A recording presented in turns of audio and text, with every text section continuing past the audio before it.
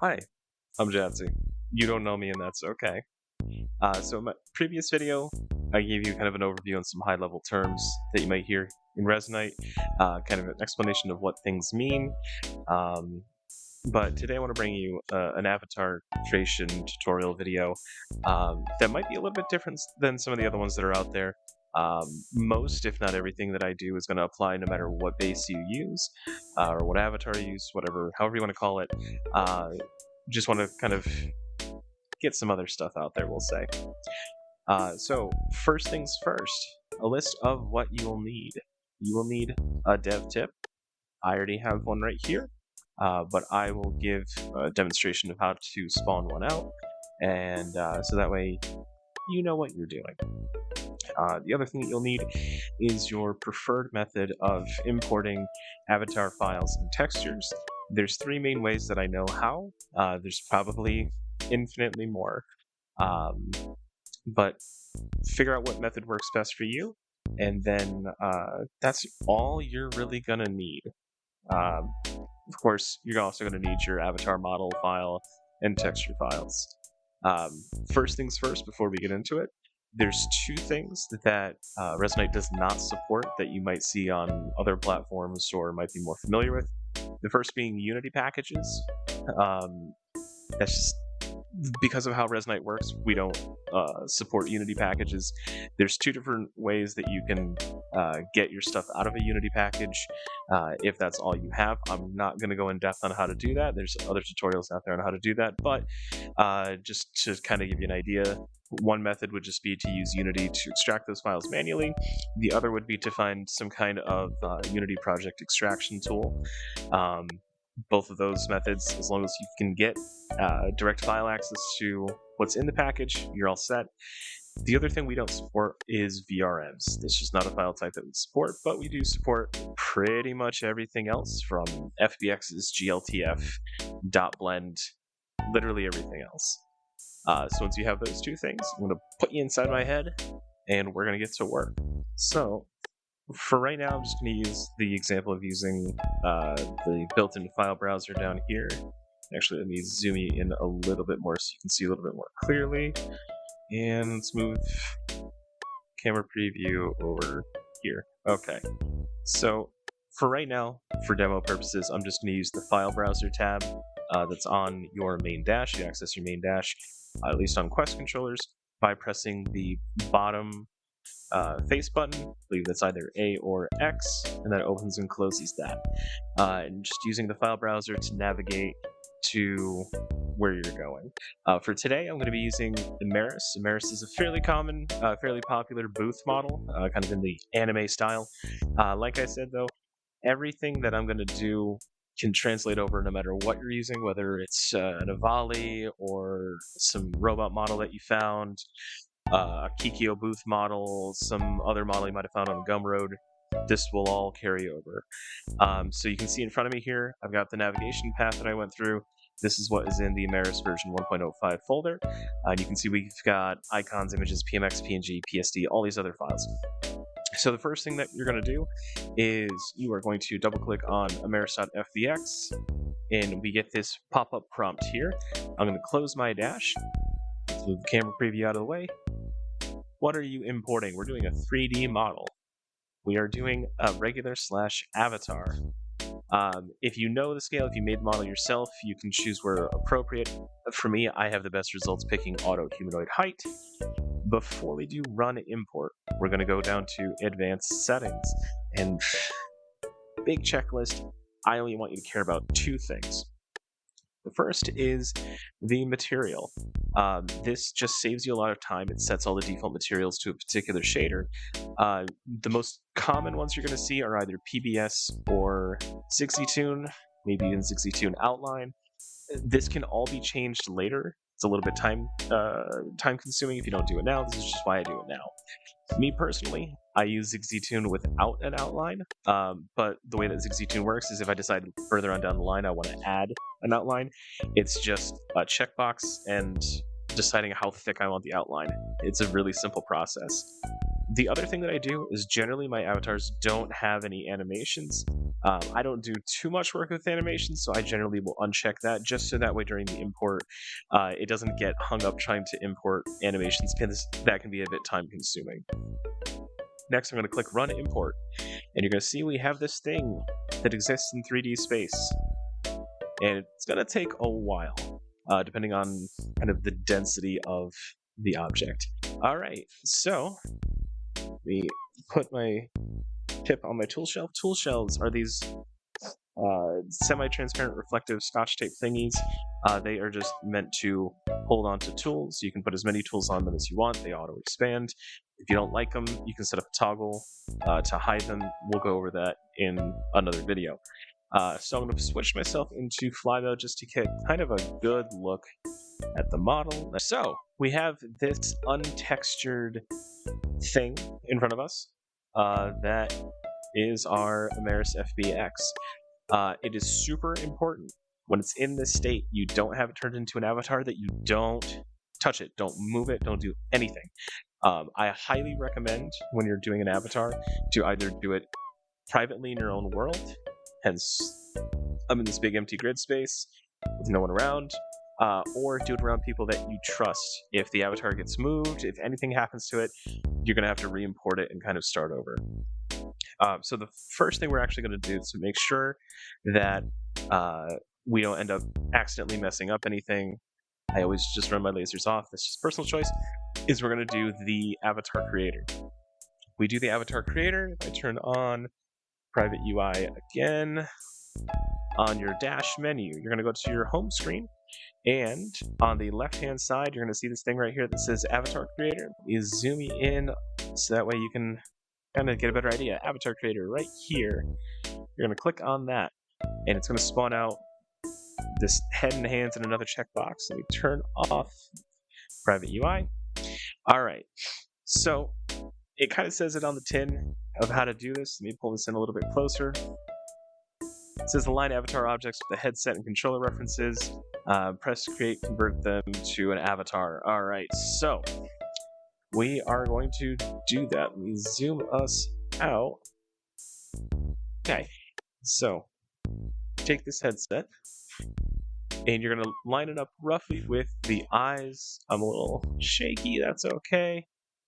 Doesn't need to be perfect because the tool has some things built in to mitigate if it's kind of off. We're going to go over that in just a second here. One thing to keep in mind is that these two little, don't accidentally grab it, these two little dots in here should be roughly where your eyes are. I like to sink mine in a little bit more, like that. All right, and then we're going to come down here. Then you're going to see we have all these options down here: align head forward, align head up, align head right, center head position. We're going to click those one at a time, and if we watch the head, you'll see it slightly moves. And that's just to get us pretty close to where we need to be. The next thing that we're going to do is try align hands, and when we click on that, you can see the hand references go close to where the hands are, just not quite, but it gets you in the ballpark, and that's the important thing. So we're going to come over to the hand. We're going to grab it. We are going to rotate it, and we're going to get it roughly in line with our model. It doesn't need to be exact, and we can come over here on the left, and if we see that maybe there's anything off about them, they're not lining up correctly, there is this checkbox up here at the top that says use symmetry. If you disable use symmetry, then you can move each hand independently. They're not going to try to stay in sync with each other. The next thing we're going to do is show tool anchors. When we click on that, you can see these funny little purple things show up. Now I'm going to run through them one by one with you. This first one, that's this ball, is your grab sphere. So when you put it on your avatar, think about it like this. Anything within the purple ball, when I close my grip button, will be grabbed, right? So if you can't see mine, but if I kind of grab out here, you can see that's not the case. I bring it in, and now I'm grabbing it. You can change the scale of these, you can change the size of these. Further down the line, if you don't like it, you can move them. You just want to kind of get it close to kind of make it easier for yourself down the line. Now, typically what I do is I put it a little bit inside my hand just so I don't have to be as precise when I go to grab things, or I'm not grabbing things that are way out beyond what my reach would be. Now, the next thing you're going to grab is this purple cone. This purple cone is what's called a tooltip anchor. So if I turn my tool shelves back on and I grab my tooltip anchor is what holds the tools. You can put them wherever you want. Most people put them on the tips of their fingers. Some people will kind of put them in the middle up here. I used to do that myself. But that's kind of what that does. That also determines where your laser comes out of. So it's super important when you're placing your tooltip anchor to not place it somewhere that's going to be blocked by any part of your mesh, because if you can see that, if I try to click anything with my laser, I won't be able to because the laser is going to get stuck on the mesh. So we're going to position this roughly where we want it, so a little bit beyond the tip of the finger.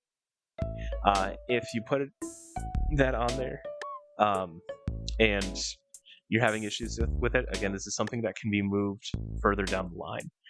The last thing that we're going to concern ourselves with is, let me turn my laser back on, this little strip right here. So this is our tool shelf, this thing right here. And you can kind of place those wherever you want. Some people leave them up here, like on top of their mesh. Some people put them on the sides of their mesh. It's really up to you. And now that I'm up here, I can see, hey, my tooltip anchor is a little bit off angle. We do that. Tool shelf is there. We'll come over to this hand and we can see, oh wait, the tool shelf it's not aligned correctly, right? It doesn't match that one, where that one's kind of smooth and that one's at an angle. So that's where we come down here and we're going to uncheck use symmetry. And now I can grab this tool shelf and I can place it, again, roughly where I want it. It can be moved later, and we can see that one did not get affected when we did that. So we've got our tool anchors done. Setup volume meter isn't something that you necessarily need, but if you want to do some things down the line to have parts of your avatar interact with your voice volume, this is just a handy thing to set up. It just adds a component, gets it all set up. It'll save you time down the line. Set up eyes. Generally, you always want to have that checked off. That will set up an eye manager in your head bone, and that's so that way you blink and you look around and you do other things if you don't have eye tracking. The next thing is set up face tracking. If you don't have face tracking, don't worry about it. I don't have face tracking. I can't provide further details about it. But that is just to set up face tracking. The last thing you're going to see here is protect avatar. You might be going, what's up with that? Resonite does have systems built in that tries to protect your avatar. Important thing to note is if you're worried about your avatar getting ripped or stolen or anything like that, don't upload it anywhere. It can be ripped no matter where you upload it, no matter what protections are in place. If somebody wants your stuff that badly, they're going to take it. But what Protect Avatar does is it assigns components to your avatar that are called Simple Avatar Protection. And what that does is when the avatar is out in the world, it'll look at whoever clicks on this Create button, which is the last step, and it'll take their user ID and username and plug them into those components. And anytime someone tries to equip the avatar, it's going to say, hey, your username, your user ID doesn't match whoever clicked on this Create button. I'm not letting you in. So when you do this, make sure that if it's your avatar, you are the last person to click Create. Or sorry, the first person to click Create. Otherwise, if you're getting help from someone, the avatar is going to be protected with them instead. That can be fixed. It's just a little time consuming. So I'm going to go ahead and click on Create. And you saw it did like a little shake. And we can see that the legs are moving. That means this is now an avatar. I can freely move this around and do all kinds of nutty things with it. If I take out my laser, click on it, and you see I get a prompt that says equipped avatar. So I'm going to equip the avatar, and boom, I'm in here. Yeah, I don't have a head because it makes things kind of harder to see. But if we go to third person, now I'm this amorphous blob of things. So we'll switch this back to smooth POV, and you can kind of see, like, I have hair that's sticking out in front of the camera here. Maybe you have hair that's in your view. That can be fixed. We're going to do that further down the line. So let me switch back to my other avatar, and you can see that it stays kind of frozen to where it was last. So I'm going to grab it, and just for my sake, I am going to position it on the ground. There's methods that you can use to lock it into T-pose when you're not using it. I have that system on my avatar myself. It's not something that you need, it's just something that can make your life easier. I'm going to take myself out of fly, go back into walk run, and I'm going to render private UI. So we have this amorphous blob, and now we need to get to work on textures and materials.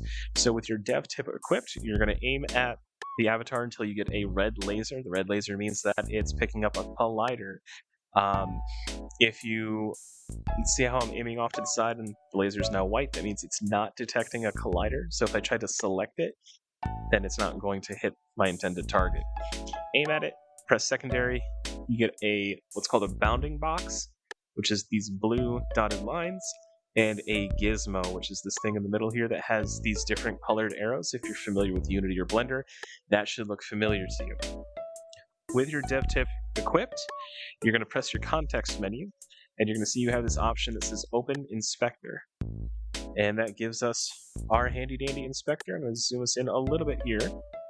And right now we have a hierarchy of the model, starting with the head, the thing that we selected. And we have all these buttons and all kinds of things. It looks really confusing. I'm going to walk you through it. This first arrow up here brings you to the very root of whatever this slot is in. We're going to do that in a second here. This arrow just brings you up one tier in the hierarchy. So typically, right now, just from having done this a bunch of times, I know that we're in the armature. So if I go up one, the next thing that should show up is the neck. See, so we just went up one slot. Next should be the chest. There we go. And we can see that we have previous slots or children's slots of this slot right here. Terms you're going to hear a lot are parents and children. The parent is the top slot, children are the bottom slot. So the neck is a child of the chest.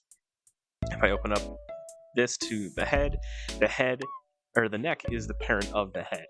I hope that makes sense. It can take some time getting used to. It's just terminology that a lot of people are used to, especially in Unity, Blender, that kind of stuff.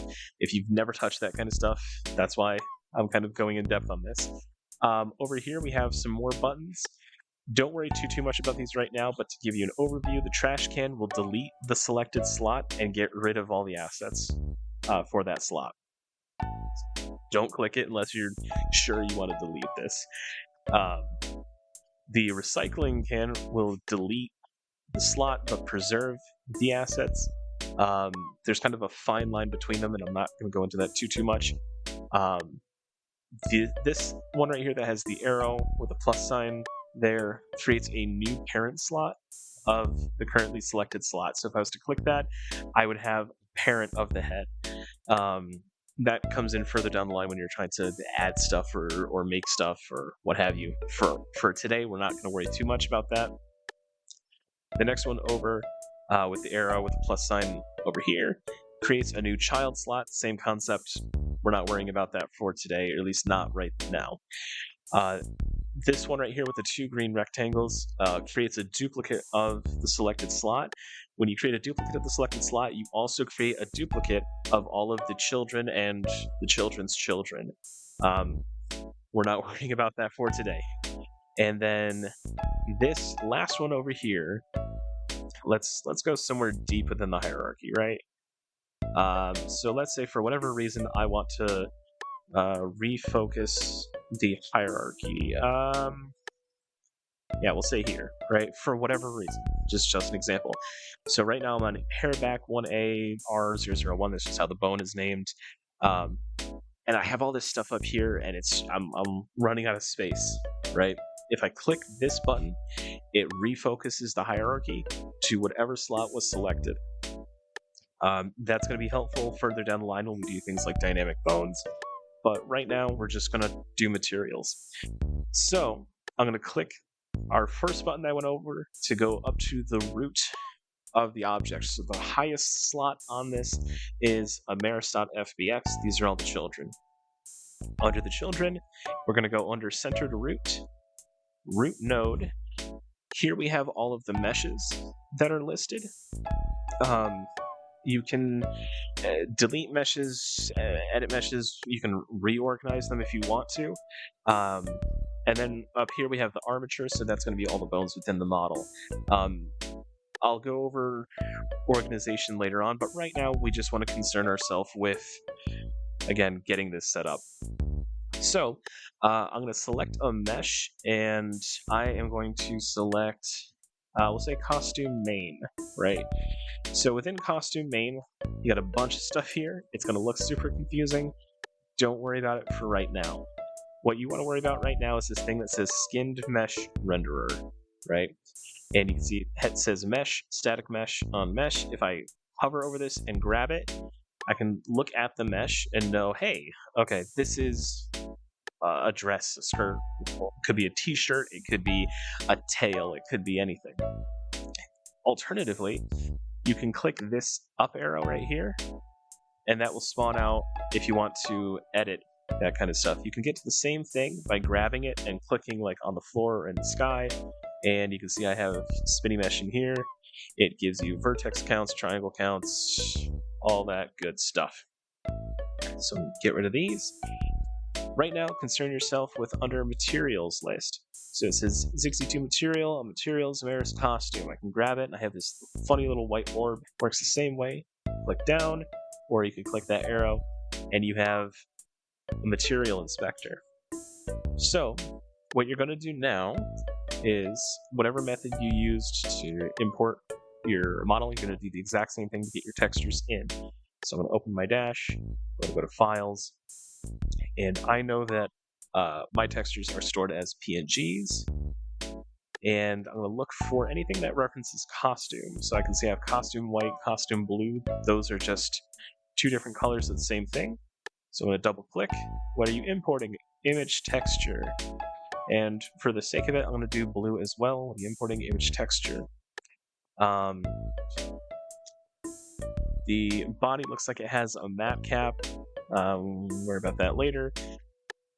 So it can see it takes a couple seconds here, but right here we have image texture or texture images for white outfit and blue outfit. Put those over here. We're going to go into the mask folder. So double click again. And again, we're looking for anything referencing the mesh that we're working on, which is costume. So you can see I have this thing that says costume mask. We're going to import that. And looks like that's going to be it for masks. And then I'm also going to look in normal to see if we have a normal map. We do have a normal map for the costume, so we're going to click on that. Image texture up. This mask just spawned right in front of us. And wait for the normal map to come in. Alright, there's our normal map. Alright, so if we grab the material inspector, you can see we've got all kinds of things: main texture, normal map, emission map, metallic gloss map. Not every material is going to have all of these options, and it can look like a lot, but it's going to be okay. We're going to get through this, all right? So first thing you're going to do, grab the main material texture that you want. So in this case, either white or blue. Hold it with one hand, and using your laser, click that slot with the other. You can see the ball has now changed. It's no longer white. And if we come over to our model, we can now see that we have some textures on the clothes. They're not fully done, but they're there. Now, another method that you can do is instead of doing laser, you can grab it with one laser and just kind of hover it over it and then click. And now the ball is blue. Our material is blue. It's entirely up to you as far as what you want to do.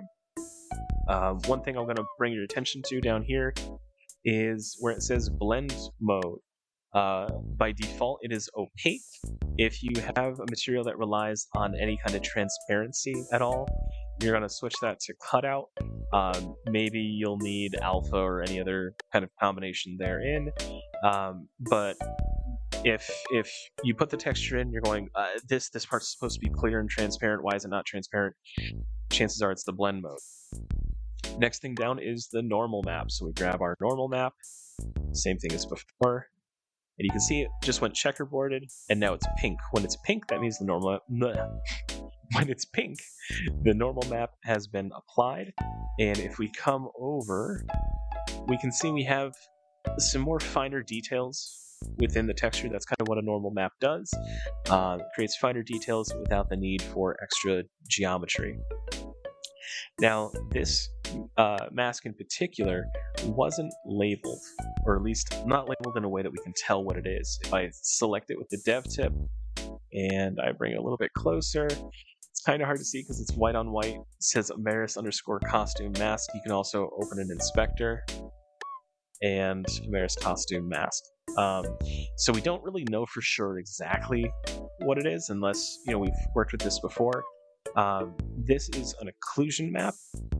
If it was an emission map, it would be mostly black with a little bit of white. But because it's the reverse, my money is that it's an occlusion map. So whatever things you have, you're just going to plug them into here. If you have certain files that you don't see in here, it could be maybe it's supported on a different shader or might not be supported in general. One thing I'm going to draw your attention to here is the shadow ramp. So what the shadow ramp does is if we look at our model and we move it around, we can see creating light and shadow creating light and shadow on the model itself. And it's kind of just a harsh, either it's light or it's dark. You can get your hands on custom shadow ramps. You can make your own shadow ramps if you want to soften that contrast. If you're doing something like I do this on mine, if I open myself up, open inspector, go to the centered root node, we'll look at my head material, and we scroll down. I use a colored shadow ramp, and that just kind of livens up the skin tone a bit, but that's entirely up to you. So play around with these, kind of see what you like. I don't change too much on these. The last thing I'm going to draw your attention to is culling. By default, it culls the back of the material, so it effectively makes it single-sided.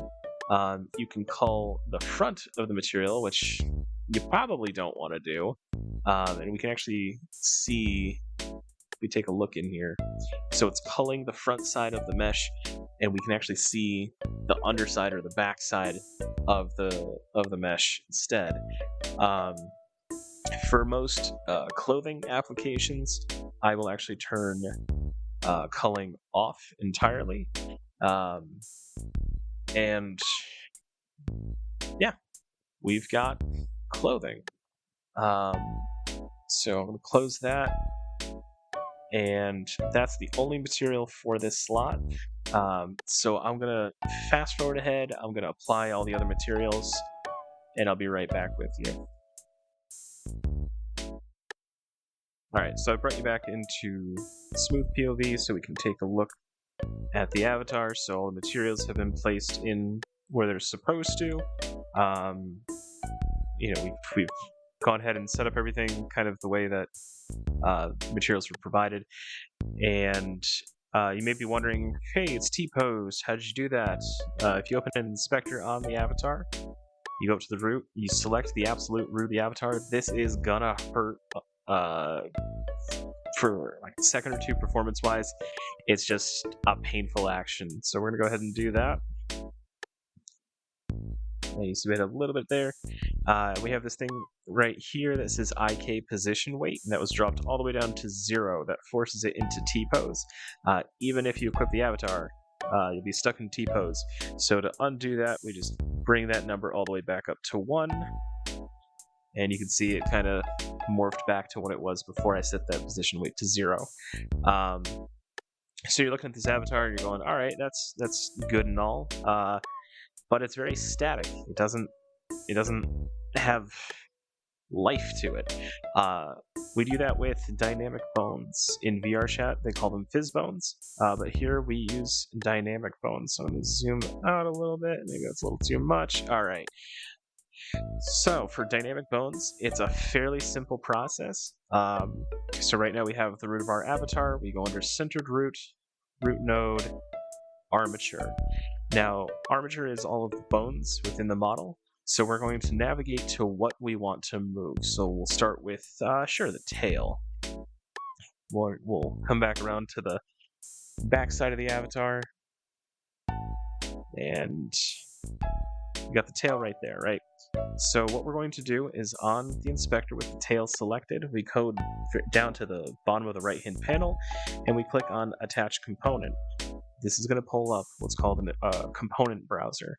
I'm not going to go into detail on every single one of these. I'm just going to get you to where you need to go.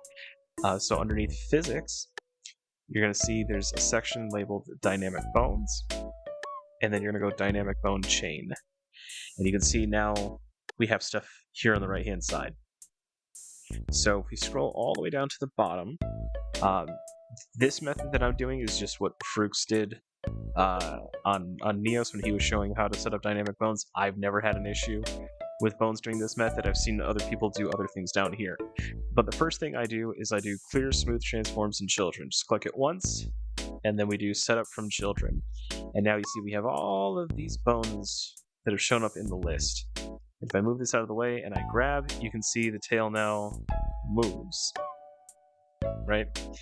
Spin it around, the tail moves.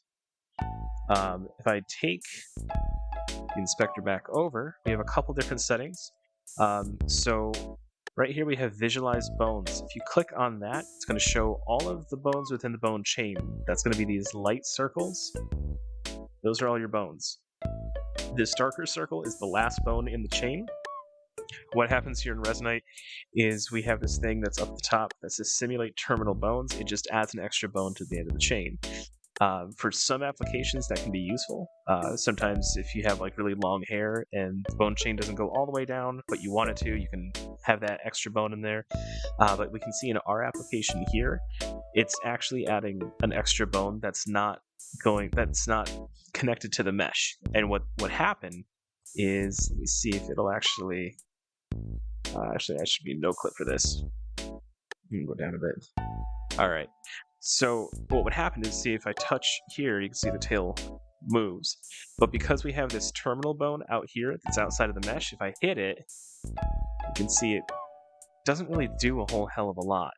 But if I was, let's say, a bigger object or something like that, and I would hit it, you can see it still kind of causes a little bit of movement in there. A common thing that you'd want to get rid of terminal bones for are breast bones, because then you'll have an extra bone floating out in the middle of nowhere that when someone moves their hand by it, it'll cause an interaction, and that's just not immersive. So we're going to uncheck simulate terminal bones. When you're done looking at a bone chain, you always want to get rid of visualize bones. Otherwise, if you save it like that, then hey, everybody can see your bones. We have a section right here, is grabbable. Might be a little hard for me to demo because I'm not, there's nobody in the avatar, but if I grab, you can see I can grab the tail and move it around and all that other stuff. You can make any dynamic bone chain grabbable. Let me come back up. Had to do a little jumpy. All right. Um, the main area that you're concerned with dynamic bone chains are these sliders. It takes a lot of trial and error. They all affect different things. I highly, highly suggest you just play around with them, find something that looks right to you, and go with that. I have a couple bone chain values that I use as defaults for things like hair, breastbones, that kind of stuff. I find that for ears and tails, the default settings tend to pretty much be okay. Now here, you have dynamic player collisions, so does it interact with other people? If someone puts their head against a dynamic bone, do you want it to interact? If their body hits it, do you want it to interact? Their hands? Do you want to apply gravity to the bones? Do you want to make the bones bigger or smaller? Sometimes a dynamic bone might be too small. So like you'll be doing all kinds of stuff and it's just not interacting because the bone is too small. So you can change that radius here to make it easier for the bones to interact. And then we have a bunch of other options. You can have grab slipping. You can make it vibrate when someone grabs them. Lots of different settings to play around with.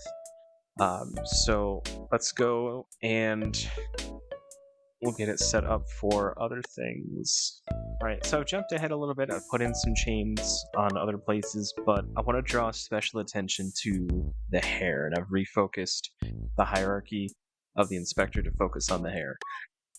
For some people, they'll put a dynamic bone chain on the root of their hair, and in my experience, that has mixed results. What happens when you do that is that all these individual chains get affected equally, but it might not look right. You might have issues with bones clipping through your head or just behaving kind of strangely. I always put the dynamic bone chains on these individual chains themselves. I never put them on the hair root. So let's go ahead and get on that. All right. So I've gone ahead and I've added chains to all of the hair, and we can see we've got movement. We got movement in the hair, we got movement in the breastbones, we got movement in the tail. If we wanted the wings to move with dynamic bones, we can put them there too. We've got no movement in the ears. Why don't we have movement in the ears? We should. Because I didn't set up the chain. See, so clear smooth transforms, set up from children, and we can now see that ear moves. We can do the same thing over here on the right ear, because I probably rushed ahead. That's exactly what that was. Okay. Something to consider when you're setting up bones, especially for things like the hair, is look at what the chain is affecting, what part of the mesh. Because not every piece of hair looks good when it moves. If you have like super short hair, it may look better to just not put bones in it at all, because sometimes hair just doesn't move. So we got materials, we've got dynamic bones set up. As far as like how they move, again, you just really need to play with these sliders and see what settings on here work best for you. I will put in the settings that I use. You can use those as a starting point for things like hair, breastbones, ear and tail. I typically just run default. I'll put what I have in for skirt. And that's the chunk. So you have basic, you got your textures, you got your dynamic bones. Let's talk about Blendshapes. So I know that in VRJet, to set Blendshapes, you have to do a bunch of animation layers. I could never get the hang of it. It was always a little complicated for me. In here, you can just set it and forget it. You don't have to worry about animation layers and what if a layer goes wrong and all this. You don't have to worry about it. So you go under your centered root node, and we're going to look at the mesh. So let's look at the face. All right. And we're going to pull her in a little bit closer so we can see. Hi, Amaris. Okay, so underneath the mesh renderer settings for the mesh, you have a list of bones. What you can do, I'm not sure of any effect this has on performance, but if you scroll all the way down, we're actually going to go past our blend shapes. This model has a ton of blend shapes. We have a button here that says strip empty bones. If we click on that, it's going to say processing. It might chunk a little bit, and it's still processing. All right, now it's done. So when that's done, when you strip all of the empty bones, what happens, we're going to go way back up again, is for the head and face mesh, it has now taken that massive list of 200 and some odd bones and has condensed that down to only the bones that are relevant to the face mesh.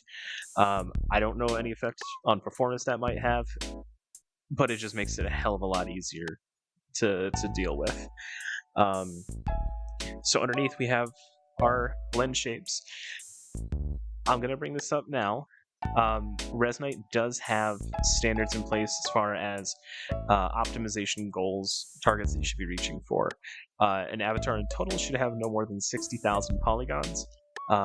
Textures, max of 4K, but 2K is recommended as a good mix between detail and performance. So those of you that have your 8K textures from Gumroad or whatever, thanks but no thanks.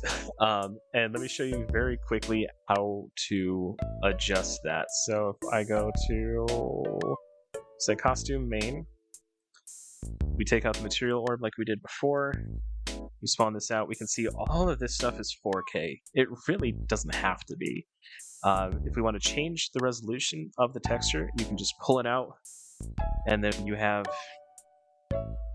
this wonderful thing here. You scroll down a bit, and right here, longest side, 1024. If we want to make that 2K, we'll do 2048. Hit resize. It does some processing. All right. And when the processing is done, don't be too concerned about that. You just saw it just changed over because it has to feed the proper processing. To show you an example of the difference between a 2K texture and a 4K texture, if I spawn out another copy of this avatar. All right, so all I've done is I've spawned out another copy of the avatar. I'm going to open the inspector, and we're going to look at that same texture. So we were on costume main. Grab the material, grab the texture. All right, so if I go roll here, so here on the right, I have our 4K texture. If I scroll down, so 4096, and on the left here, I have our 2K texture, 2048. That's a huge difference in asset memory. So not only does this save you on inventory, but this also will save the performance of those around you and make it easier for your stuff to load in and load in quickly. I would really only recommend 4K textures on something that's very intricate. So a good example is I used to use this model all the time, and I made custom textures for the skin that had a bunch of tattoos on it and that kind of stuff. I would use 4K for the body. Everything else would be 2K. Things like your normal map, things like your outline masks and emission maps, there's no reason that they need to be 4K. So doing that same process, I would cut them down to 2K at the most. The only time I would use a 4K normal map is if I have something, lots of details, and you really want those details to show through. But if I put these models side by side, and I'll go into fly, and we're gonna get right up in their face, right?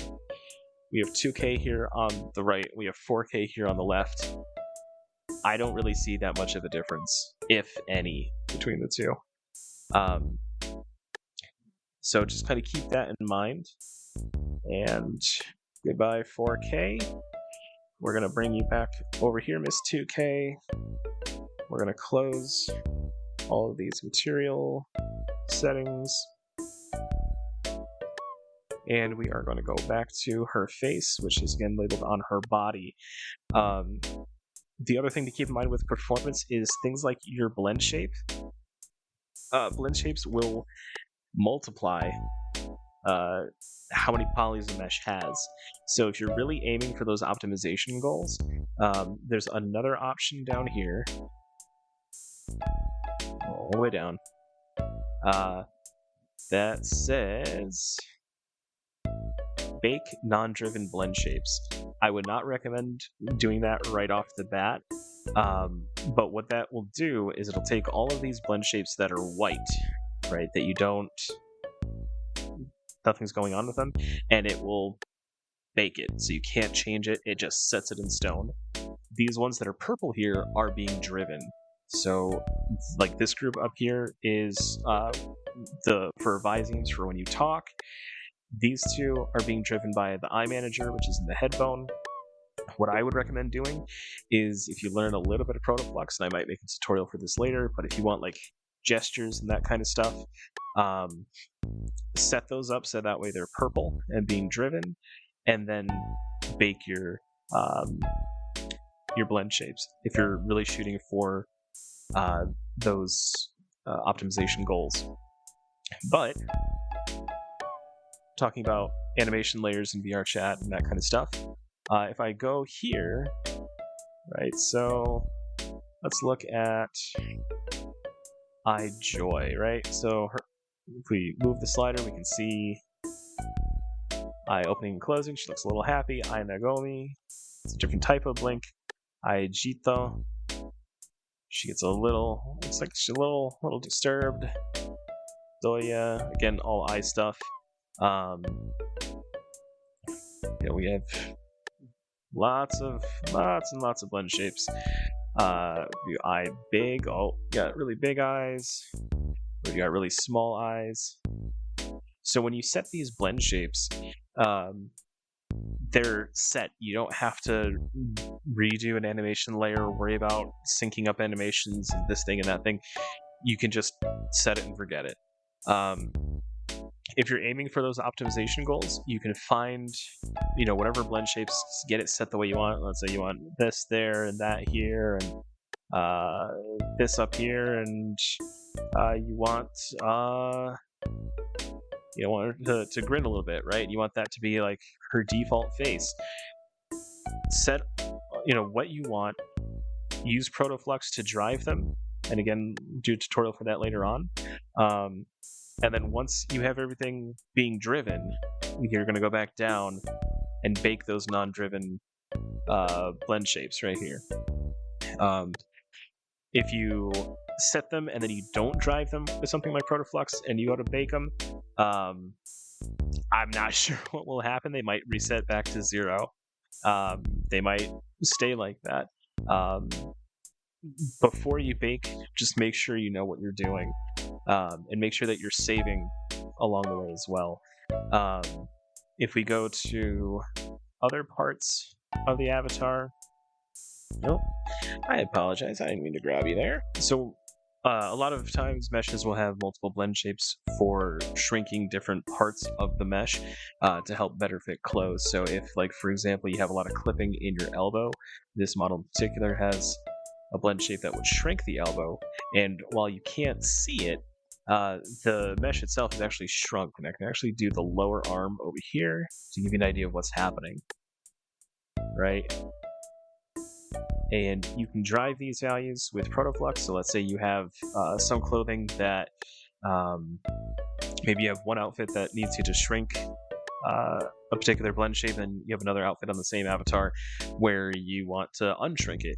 You can drive all these values with protoflux, and you can hook it up to simple button toggles like what I have here to help kind of get you there.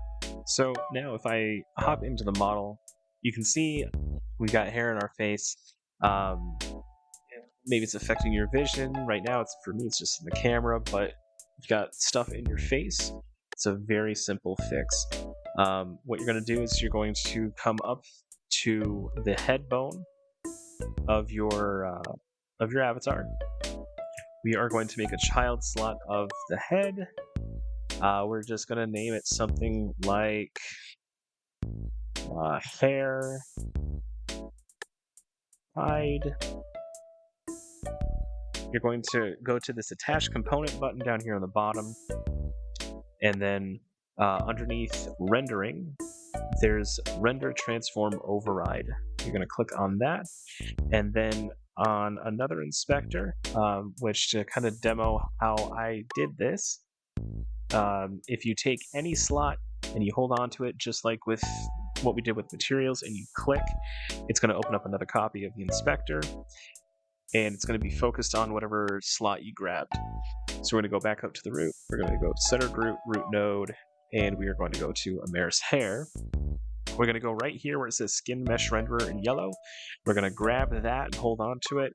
Over here on skin mesh renderers list, we're going to click on add, and then we are going to release our grip while hovering over that empty slot that was there, and it's now put it there. We're not quite done yet. You're going to also take the bones that are affected by the mesh renderer, so in this case the hair, and you're going to make them a child of that slot. So if you grab and then just release while hovering over another slot, it will make it a child there. If I deselect all, we hop into the model. Let me get out of your face. Why is it doing that still? Oh, it's still doing that because we forgot one last important step. Let me hop back into here. Where's that inspector? There's that inspector. So after you've put in the mesh renderer, you've moved the bones to the slot, you're going to click on this scale override button. What it's effectively doing is it's taking the bones of this slot, shrinking them down to 0, while preserving the skin mesh renderer. So if I hop back into the avatar, you can now see the hair is no longer in our face. We can see, we can do kind of all kinds of whatever we want to do with it. But yeah, that is how you set up your avatar. Hop back into her. You can see beautiful face. So that is the basics of how to set up your avatar, everything from materials to dynamic bones, to how to remove anything that's in your face. If you have any other questions, feel free to post them in the comments. You can also find me in Resonite, Xiexe. I'm here to help. Future tutorials I plan on doing are how to set up basic gestures, so you can make faces while pulling different buttons like you can in VR chat, and a couple other systems that we have. I hope this was helpful. I know this was long, this was in-depth, this was whatever. I hope this was helpful. Bye-bye. Blah-blah. Hi, editing Xiexe here.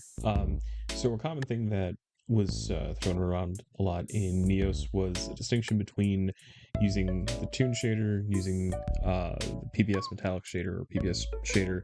The Toon shader had some issues and kind of still does, where it'll break under certain lighting conditions where parts of you might appear lighter or darker. But the most common thing was that under really bright lights, especially skin tones or meshes that would resemble skin, would be really blown out and bright. That's kind of been fixed with the switch from gamma color space to a linear color space. But here I've just put a couple examples side by side to show you the differences between PBS and Toon under different lighting conditions and from different angles.